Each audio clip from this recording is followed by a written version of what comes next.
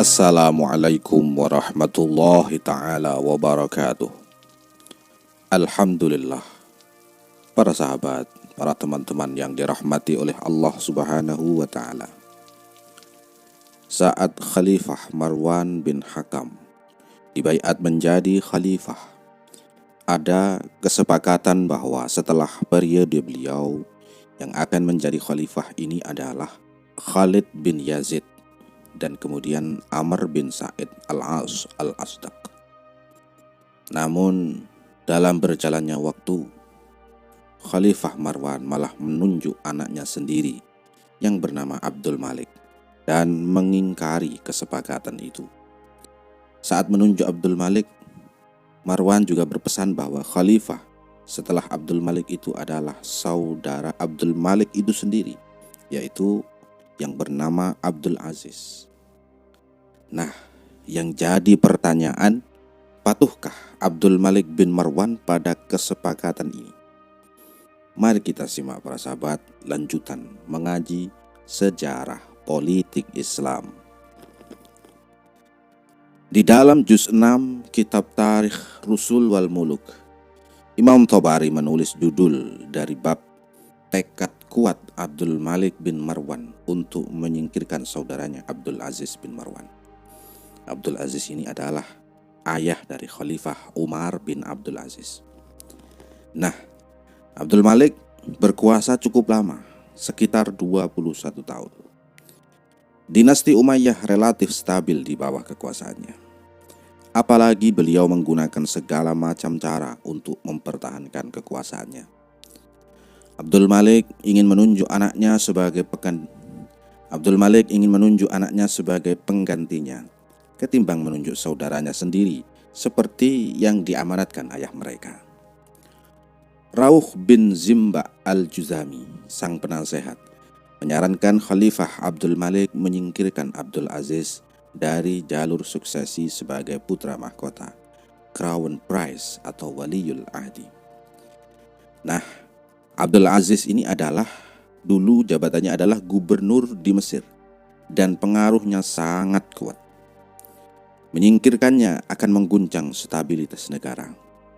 Itulah sebabnya penasehat Khalifah Abdul Malik yang lain yang bernama Qabisah bin Zuhaib menolak ide menyingkirkan Abdul Aziz.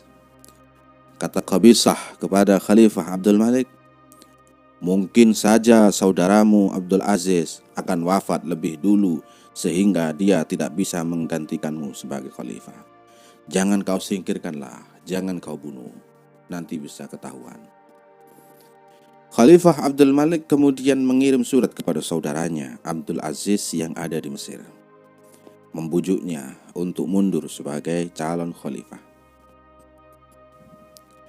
"Jika menurutmu ini langkah yang benar untuk menyerahkan posisi khalifah kepada keponakanmu, yaitu Al-Walid, lakukanlah," kata surat itu.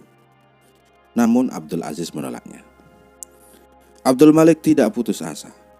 Dia kirim lagi surat yang isinya, "Bagaimana kalau anakku Al-Walid yang menggantikanku?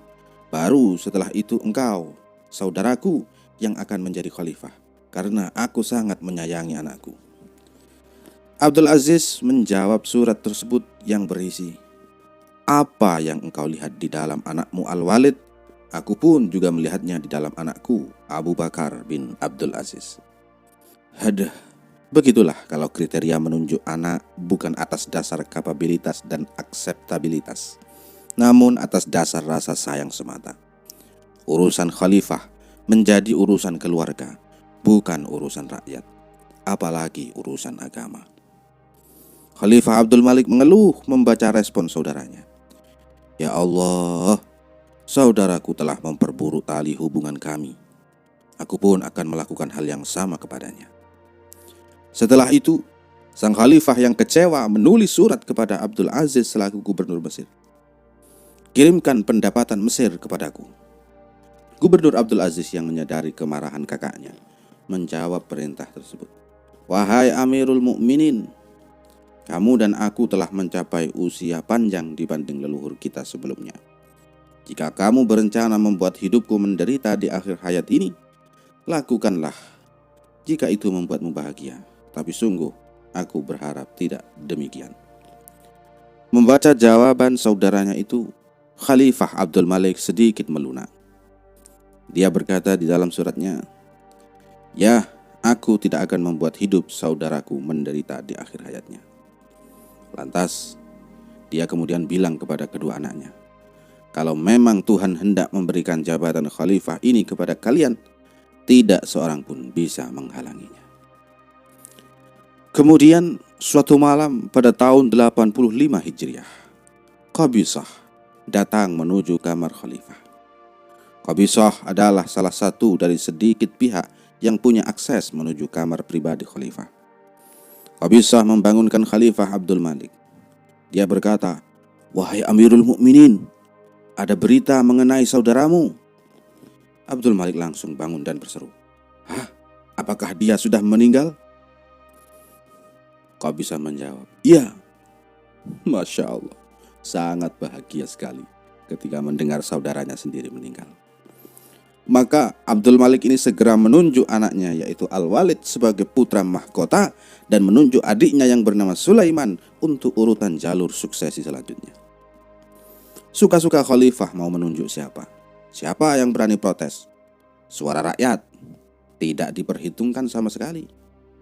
Anak Abdul Malik yang lain, Abdullah, ditunjuk menggantikan Abdul Aziz yang baru meninggal sebagai gubernur Mesir.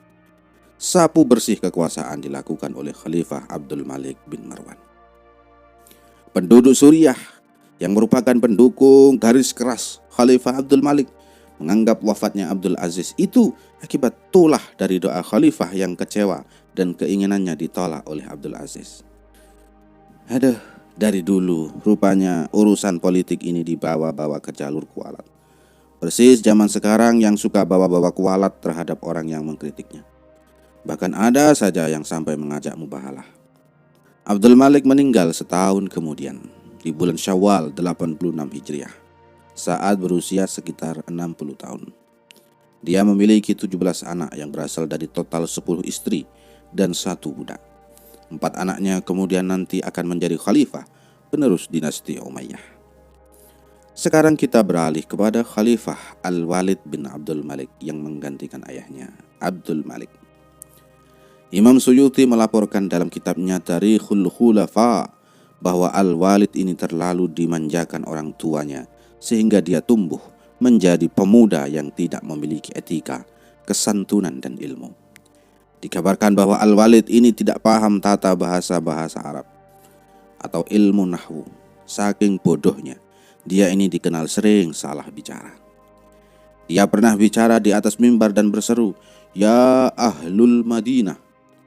Padahal seharusnya harokat yang benar itu adalah "Ya Ahlal Madinah." Dia pun juga salah membaca ayat karena ketidakmengertiannya soal nahwu. Tapi Al-Walid ini terkenal sebagai penguasa yang kejam dan zalim. Begitulah apa yang disampaikan Imam Suyuti secara apa adanya. Pada masanya, kekuasaan dinasti Umayyah bertambah luas dengan ditaklukkannya kota semisal Bukhara dan Samarkand. Pada masa Al-Walid ini pula Tariq bin Ziyad menaklukkan Andalusia. Khalifah Al-Walid memulai membangun Masjid Jami' Damaskus, meluaskan Masjid Nabawi dan membangun kembali Masjidil Aqsa. Pada masa Al-Walid ini pula Umar bin Abdul Aziz, saudara sepupunya, diangkat menjadi gubernur Madinah saat berusia 25 tahun. Al-Walid berkuasa sekitar 10 tahun. Beliau wafat saat berusia sekitar 47 tahun pada tahun 96 Hijriah. Dia meninggalkan 19 anak. Stabilitas politik dan ekspansi militer dari masa Khalifah Abdul Malik bin Marwan dan Al-Walid bin Abdul Malik itu semua karena dukungan dan loyalitas dari panglima perang terkejam yang bernama Hajjaj bin Yusuf. Di masa Al-Walid, dia diangkat menjadi gubernur Irak.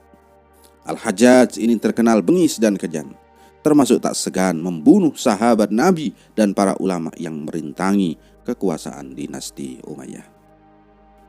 Al-Hajjaj juga punya relasi yang buruk dengan Sulaiman, adik khalifah yang akan naik sebagai khalifah sesuai pesan ayah mereka Abdul Malik. Itu sebabnya Imam Tabari melaporkan betapa Al-Hajjaj berharap dia wafat terlebih dulu sebelum Al-Walid agar dia tidak harus mengalami masa suram di bawah Khalifah Sulaiman. Tapi Al-Hajjaj wafat dahulu setahun sebelum Al-Walid wafat. Pengganti Al-Walid adalah Sulaiman.